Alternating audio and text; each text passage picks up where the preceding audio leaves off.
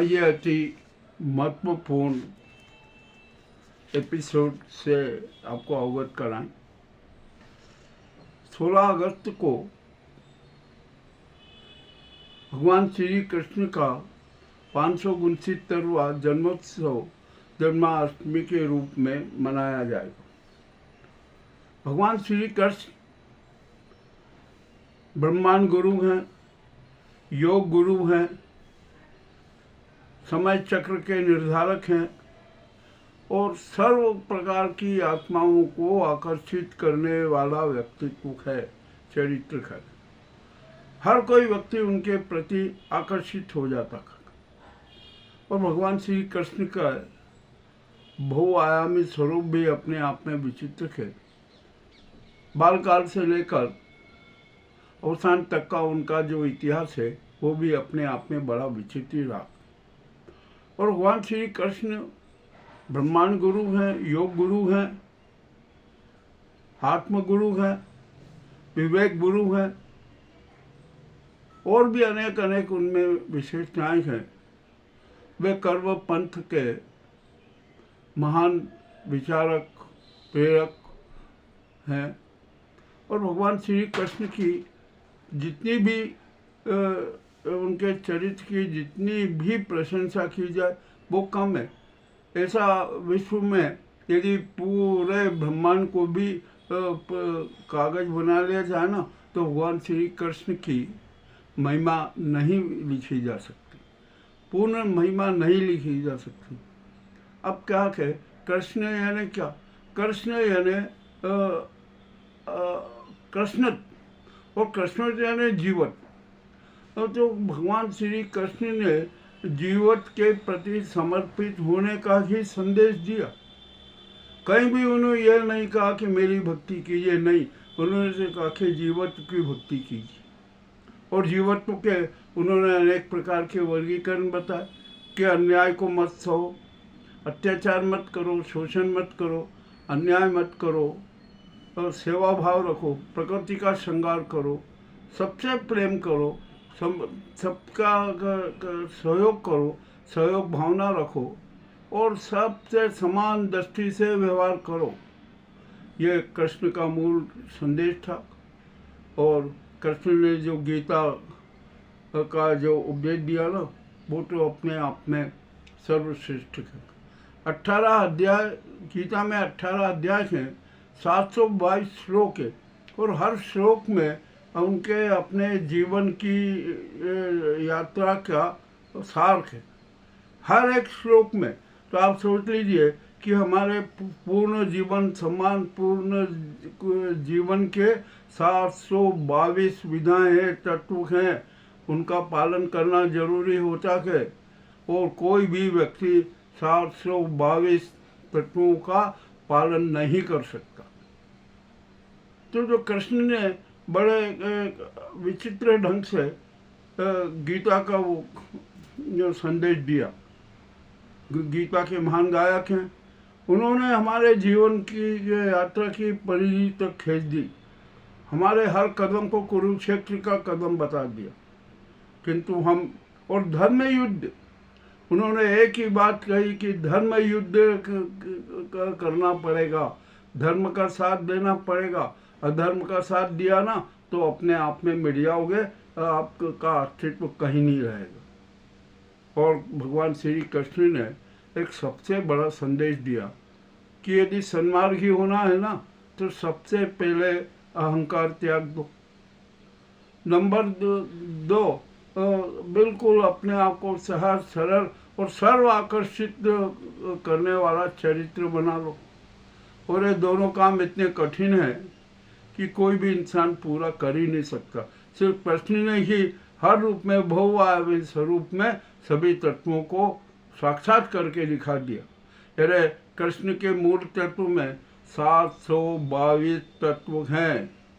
आप तो हमारे जो गीता के गायक जो के बारे में जो बोलते हैं ना उनसे जरा चरित्र पूछ लीजिए कि आप गीता के 722 तत्वों का हमें वर्णन दे दीजिए, वे भी नहीं दे सकते। अरे कृष्ण ने तो जिस ढंग से दिया है ना, हमें उपहार वो अपने आप में अद्वितीय है। हम समझे, हम उसकी व्याख्या अपने अपने ढंग से करते हैं, किंतु उसकी सच्ची मूल आत्मा को हम नहीं जान पाते।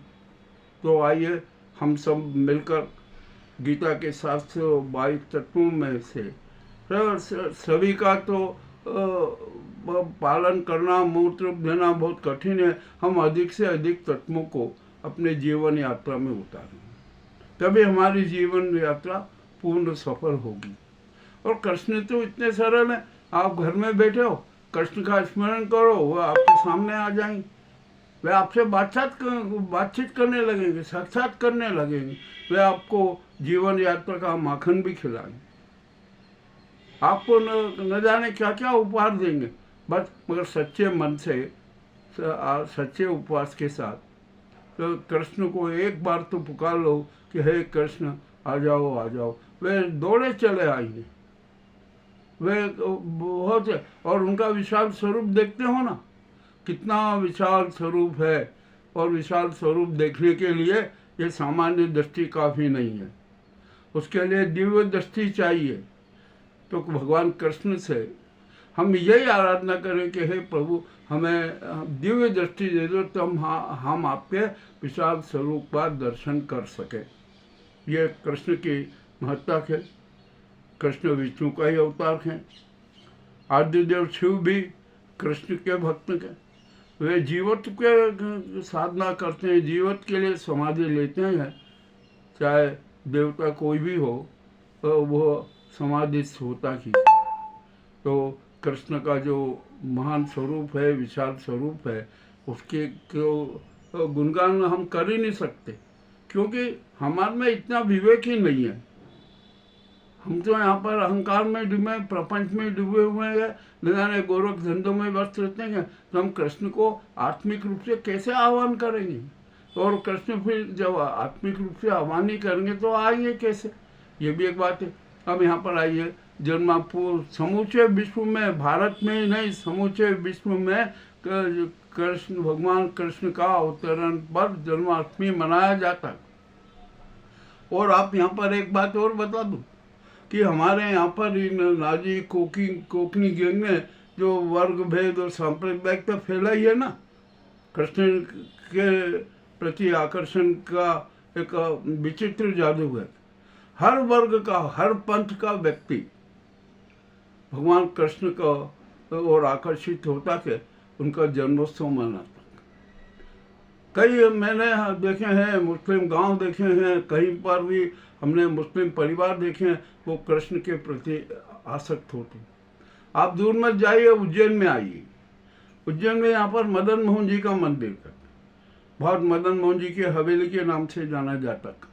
यहाँ पर भगवान कृष्ण की अति आकर्षक प्रतिमा है। और ये प्रतिमा किसी हिंदू की नहीं, जो यहाँ पर नईम बेग मार्क्स है ना, उनकी पत्नी कृष्ण भक्त थी। वो बिना कृष्ण के दर्शन किए हुए अपना जीवन चक्र ही नहीं चलाती थी। भगवान कृष्ण को भोग लगाना, भगवान कृष्ण का श्रृंगार करना, वो सब करती थी। वही की वही प्रतिमा आज भी सराफे में मदन मोहन जी की हवेली में विद्यमान है। मैंने अपनी आंखों से भी देखा है कि वहाँ पर जो नईम बेग साहब की धर्म पत्नी थी ना, वो भगवान कृष्ण के दर्शन करने आती थी। तो उन्होंने उनके निवास के वहाँ से एक आने का रास्ता बना रखा था। वे भगवान श्री कृष्ण के आराधना करके, दर्शन करके ही सब कुछ अपने जीवन चक्र चलाती थी। तो कृष्ण को तो सभी ने स्वीकारा है, कोई भी ऐसा नहीं है, कोई भी पंथ ऐसा नहीं है कि जिसने कृष्ण को न स्वीकारा। अब यहाँ पर आइए, हम आधुनिक ढंग से कृष्ण जन्माष्टमी मनाते हैं।